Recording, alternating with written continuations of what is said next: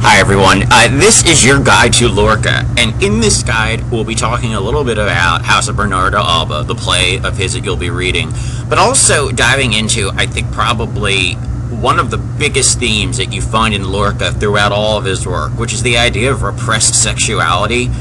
Lorca was really interested in the way that early 20th century humans many times masked their desires to sexually be with people. And in particular, Lorca does some pretty harsh criticism of the church and what happens when one represses who they are and their sexual urges. So this guide will kind of give a brief overview to Lorca as a whole, but in particular looking at elements of sexuality and things you can think about as you're reading House of Bernarda Alba.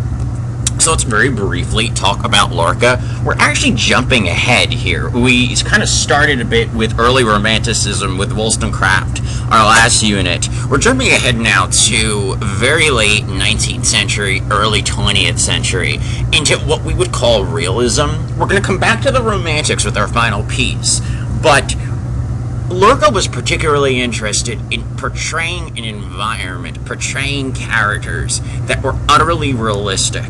Nothing was supposed to be, boiled over with poetry, kind of very similar to the way Romantics thought about common language. Lorca really wanted to present something that was real. Lorca himself was actually gay, and that plays into quite a bit of how he developed some of his female characters. We'll talk about that in a few seconds. He was actually killed by Francisco Franco's fascist regime 2 days before the Spanish Civil War in 1936. So he died, as you can see, extremely young, and there was quite a bit of work left in him. It's quite a shame, really. One of the reasons Lorca may have very well been sought out to be executed was his political beliefs. I'm reading right up the slide here. His political learnings through his life were liberal and reformist, but his early years were spent living under a Spanish dictatorship. General elections ended Spain's monarchy and established a Second Spanish Republic in 1931. The fascist leaders began agitating for control.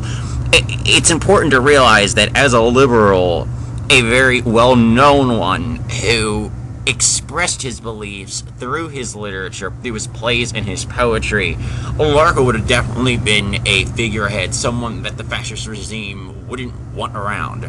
And in many instances, some of his plays were actually banned during his lifetime because of their content. What may seem very minor content or not overly sexual to us, with our 21st century sensibilities, was definitely perceived as being over the top in the era that Lorca lived, particularly when you play into what was going on with fascism in Spain at the time. So let's talk a little bit about the play you're going to be reading, Bernarda Alba. It's probably one of Lorca's most famous works, and in describing the play and the style in which she wrote the play, Lorca actually said, "Not a drop of poetry, realism."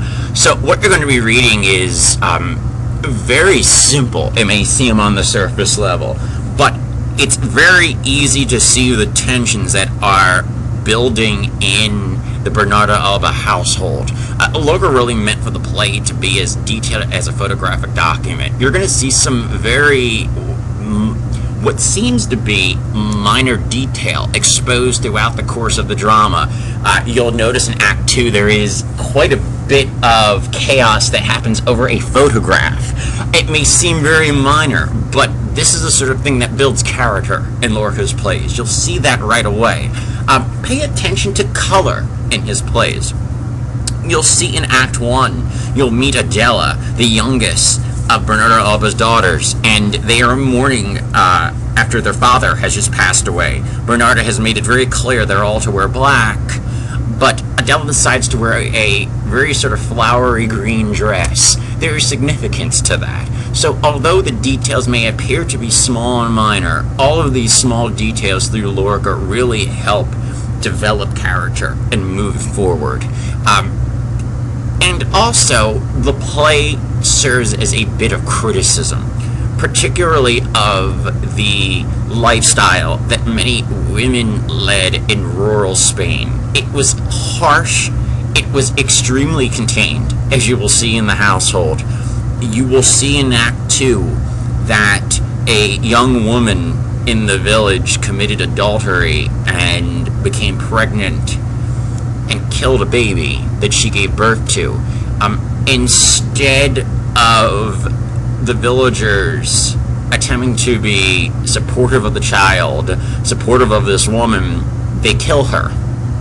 So you will see this harsh reality, and you'll start to question it too. It definitely is meant to question the type of lifestyle that many people were living in the time period. Some other things to think about. Sexual repression. Lorca himself was gay, and he was very open about it. But I think what that gives Lorca's writing is an ability to really look at both men and women, heterosexual and homosexual, in a way that's particularly unique. He's very interested in the repression of sexuality. What happens when a person is not able to naturally act on his or her sexual urges?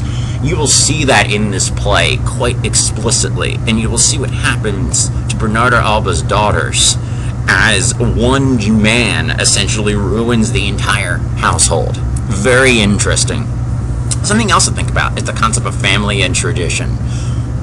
At what point does someone in the family kind of speak up and break that tradition? And at what point is tradition, in a sense, dangerous? All right. Another element, something to think about as you're reading the play, how does religion sort of dictate maybe overzealous or false morals? In what ways is religion hypocritical? You definitely will see that in the play in several different instances. You'll kind of question Bernarda Alba. Yes, she appears to be a sort of steadfast dictator, in a sense, of her household, but she herself is hypocritical. Her biggest tragic flaw, I would suggest, is the fact that she turns a blind eye to reality. And a lot of that reality has to do with what's happening in the household with her daughters. One other thing to think about, and it's a particularly interesting idea in relation to actually propelling the plot, the idea of economics.